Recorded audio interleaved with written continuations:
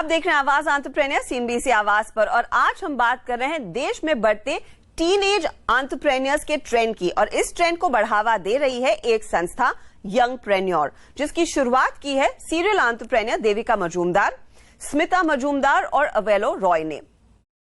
वैसे यंगप्रेन्योर्स 13 से 19 साल के बच्चों को अपनी एंटरप्रेन्योरियल जर्नी के लिए तैयार कर रही है। और हमारे साथ है इस ऑर्गेनाइजेशन की फाउंडर मेंबर देविका मजूमदार। देविका, स्वागत है आपका CNBC आवाज पर। वैसे कहावत है it's never too late to start, लेकिन उसका मतलब इस कॉन्टेक्स्ट में तो बिल्कुल खड़ा नहीं होता है, बिकॉज यहाँ पर आप लोग कह रहे हैं the earlier you start the better. तो बताइए, टीनेज एंटरप्रेन्योरशिप का जो चलन भारत में बढ़ रहा है, इसकी शुरुआत तो मेरे ख्याल में छोटे छोटे लोग कर रहे हैं और अलग अलग एरियाज में हो रही है, लेकिन क्या ये एक बड़ी लहर में बदल सकती है? मैं बोलूँगी कि अभी ये चेंज के लिए हम तैयार हैं एंड ये ट्रेंड होने वाला है if it is steered in the right direction. So right now we need all the support that we need to give them all the support that we can. जो भी है हमारे पास, we need to transfer the support to them, and I think it will be a trend soon.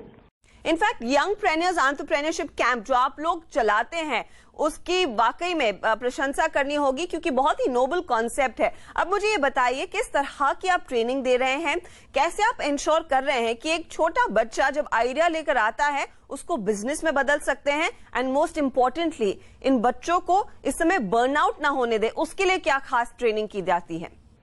We've started this thing. The Youngpreneur curriculum is actually, we catered it to the Indian audience. We've wanted to make this a holistic approach, starting from the softer skills and also the hard skills of entrepreneurship.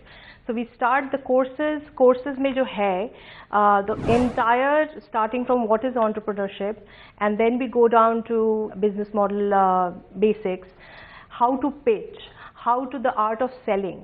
सब कुछ है, but at the same time also they also learn the softer skills, the currency of relationships, how it's important to be centered in life, what is public speaking, and all-round development में we also have one-on-one mentorship sessions. For example, one of the key aspect ये होता है communicate करना, कि जैसे कि मेरे पास एक आइडिया तो है, लेकिन मेरे पास ये आइडिया में मेरे लिए important है कि I speak up. And then I communicate my idea effectively to others. Thinking out of the box. एक problem अगर है तो उसमें एक solution भी छुपा हुआ है.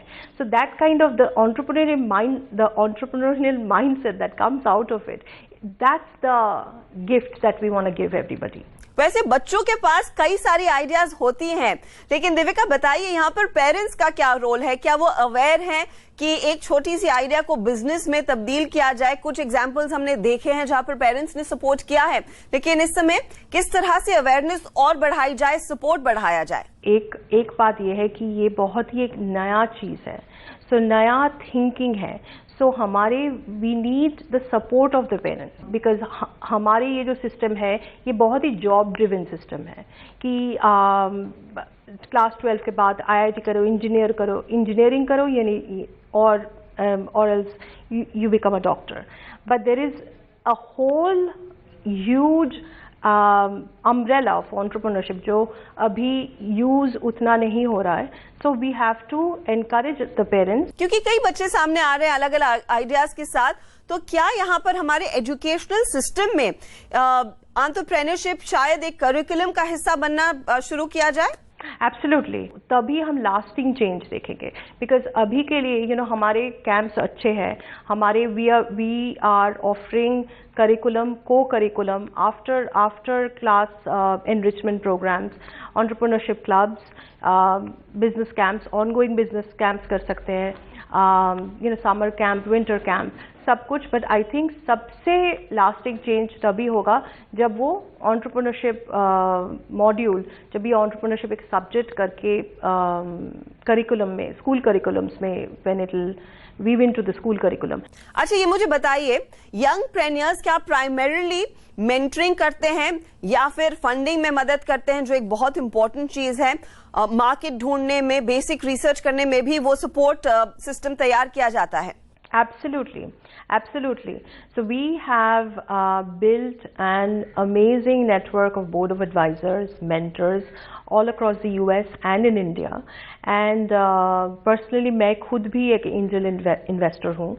So if I see an idea which I feel that there is a huge potential, I would love to fund it. Deepika, क्योंकि आपने काफी समय यूएस में बिताया है, मुझे बताइए ग्लोबल लेवल पर टीनेजर्स जो भारत में बिजनेसेस खड़े कर रहे हैं या फिर खड़े करना चाहते हैं, कितना डिफरेंस है? क्या ग्लोबली एक एक्सेप्टेबल और बहुत ही सैवी सिचुएशन है?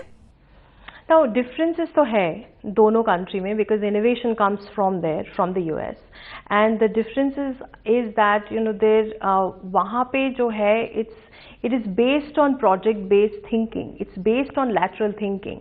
तो ये lateral thinking का जो concept है, out of the box thinking का जो concept है, so that is important to inculcate in the students in India, that you can think out of the box, you can do this differently. तो ये important है, यही this is what our curriculum really does. So